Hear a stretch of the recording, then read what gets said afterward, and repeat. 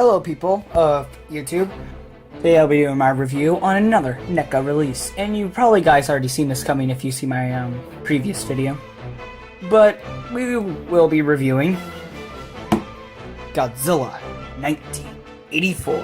Or what the box says, 1985. So yeah. Box felt. Ugh. So this figure was originally to set with a really small head and didn't look that great. It had more of a bluish skin tone, which this one does have some blue highlights, but it's more of a charcoal gray. And then after that there was a lot of outrage, and there was even a photo of it looking like the Grinch back when NECA was presenting their figures. But they fixed it all up because they heard the fans' cries. And it is all better now. It looks a ton more better than what we had.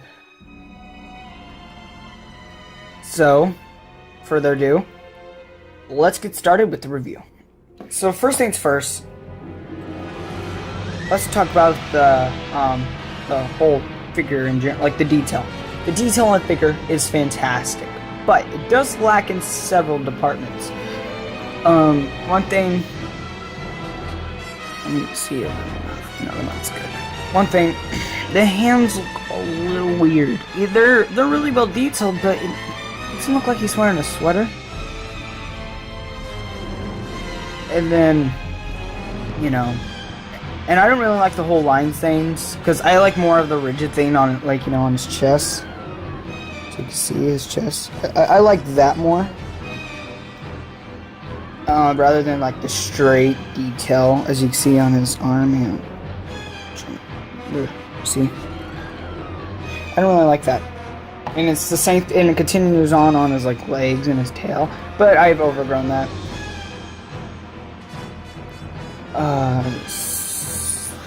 The toe, seriously, NECA should have thought of that before he released it. I don't even know why they kept it there. It's like, you know, people are gonna pick at that. The teeth are really nice, detailed. The detail in the body's pretty good, except for one thing: the dorsal plates. The dorsal plates.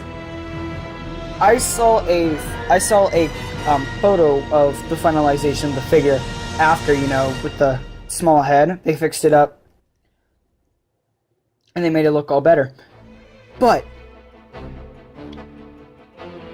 the spines are totally different than what I saw in the picture. They are less detailed. They look a lot more fake. See, look at that. Just really, come on, guys. Doesn't make any sense. These down here are okay, but I just don't understand why they went with that. I have no idea. So his ears are. His ears are well detailed, same thing as around his head. His head is the best part of the figure, and his feet are well detailed as well. Now let's get to the paint. The paint is pretty much kind of the best part of the figure. So let's go into it. His eyes are well painted. Just look at those eyes. They are well painted. They look beautiful. His teeth are well painted, and the inside of his mouth is also well painted, so that's good. His toenails are really well painted, and same thing as his fingers. So yeah, that's good. His dorsal plates, though, you know, I'm okay if they kept it like this, but guys, at least blend in your black with your white. Seriously, it looks it looks like two separate pieces just glued together. The tail is nicely painted, but there is a little bit of paint slop around this area. And there is some blue highlights, especially in the feet and head.